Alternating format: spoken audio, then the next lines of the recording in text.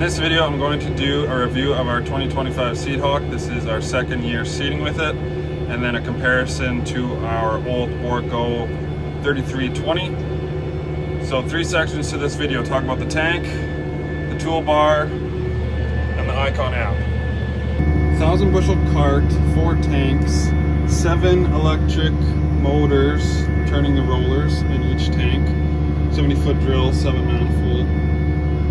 So I think that is a more accurate seeding distribution system since each manifold has its own roller, rather than the Bourgault where it had the 1 metering auger per tank. I guess the only negative to this is the clean out of the tanks, especially tank 4. You cannot get to it unless you have another conveyor to put under there, but usually we're doing that in the yard anyway. So each manifold has its own roller, so it could have its own rate, which is good for variable rate, which we don't do, but we do turn comp, part of the SCTX sloop. So like this, so I'm turning left, so technically the right side of the drill rollers should be turning faster, giving me more on my outside and less on my inside.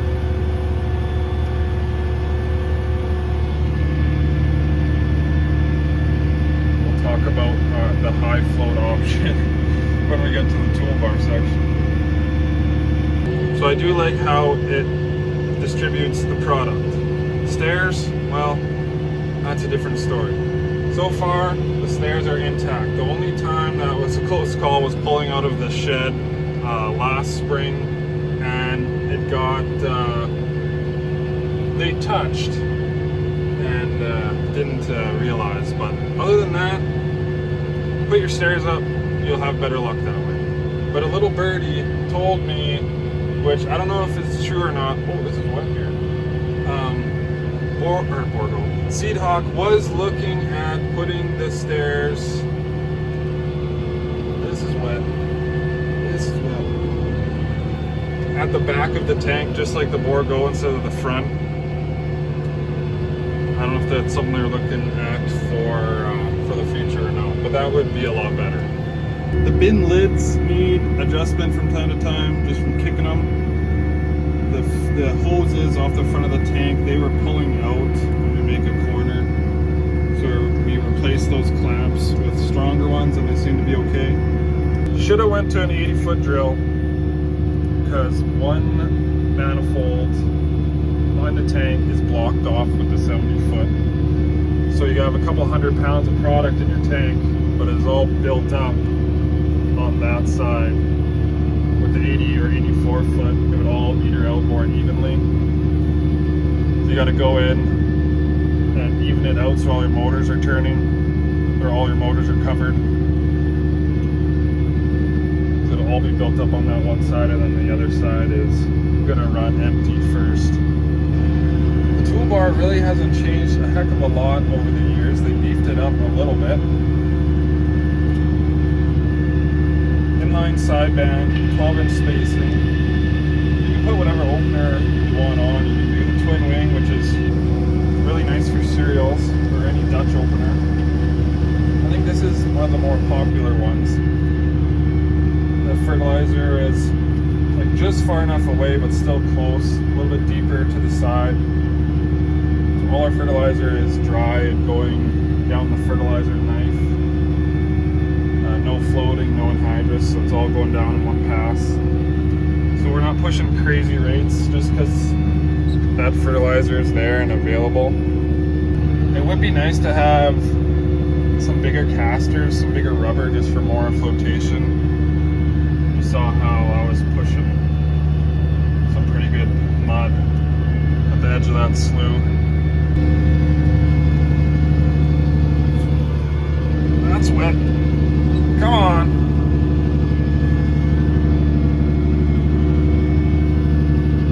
Just for areas like that, you know?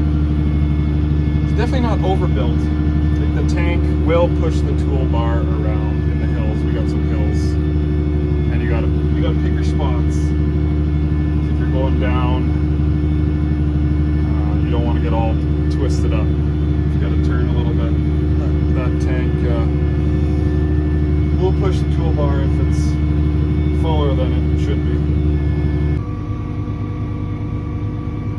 I'm stuck and I'm crooked. I'm trying to turn and I'm not going to clear those trees. Well, I would if I could turn out of here.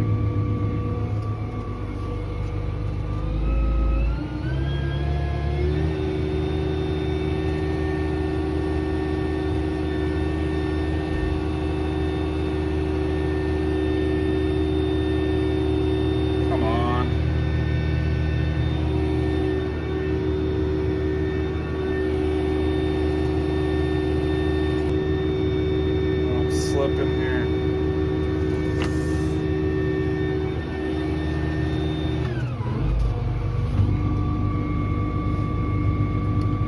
Two-track does not like to turn in the mud.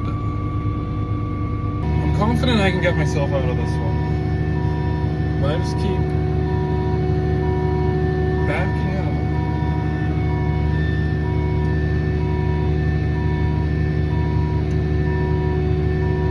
Gotta get straight without doing more damage that's already done.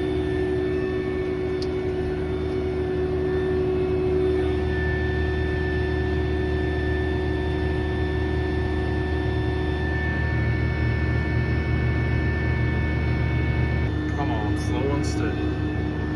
Slow and steady. Do I back up one more time?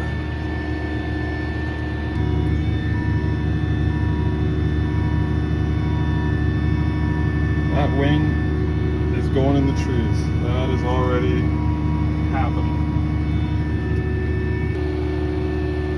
300 acres left.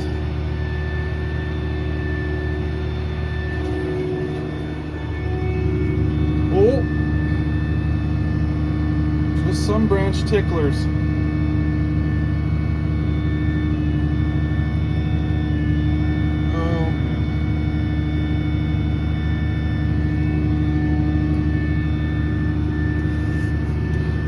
Hey, that's not even bad. I thought I was going to hit those big ones.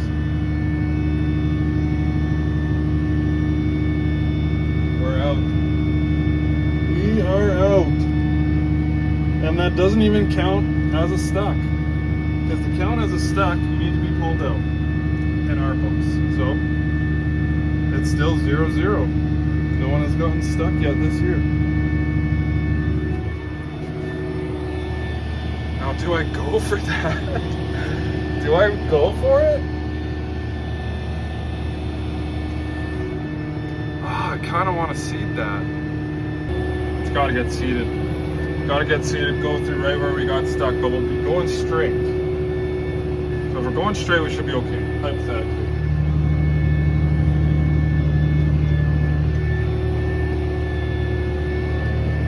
Can't leave that. I'd lose sleep over it. Going straight, get out of here.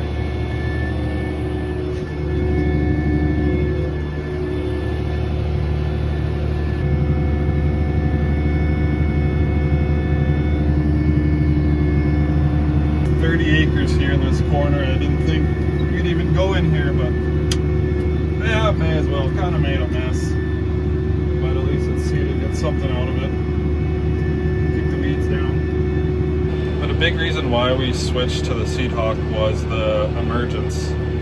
Basically, the seeding depth accuracy just seems so much better than the Bourgault. We had the QDA, which isn't great to start with. The XTC or whatever is the XTC now is better, I think.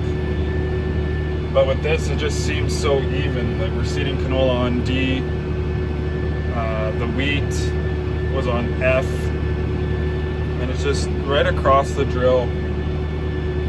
So much better Emergence, so we're really happy with that.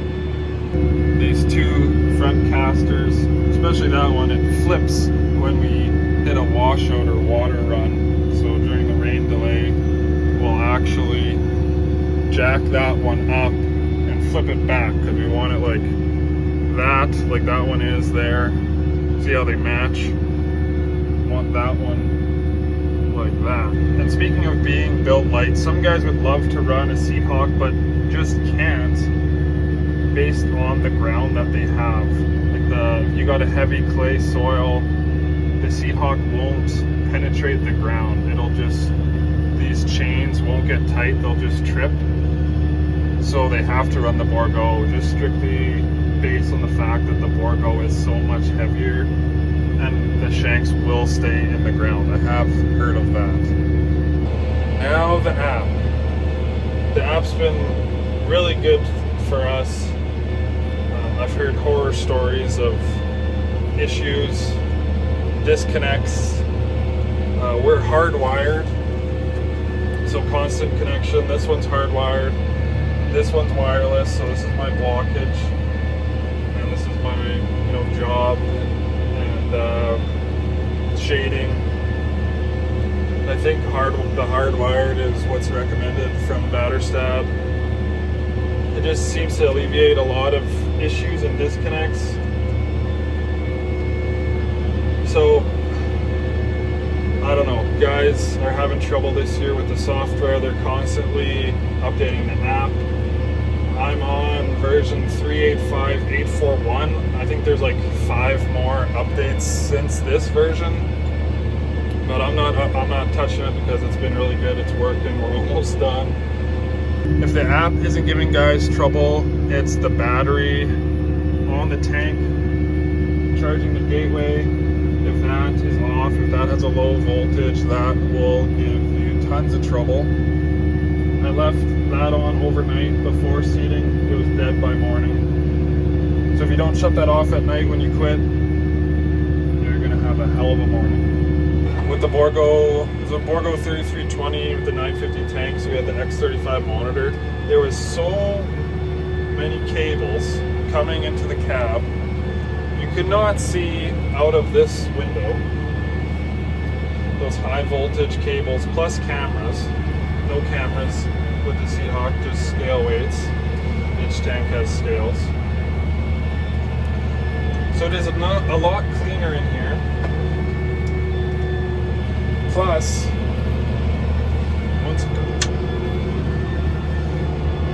if you ever had tractor trouble, you could take this tractor off,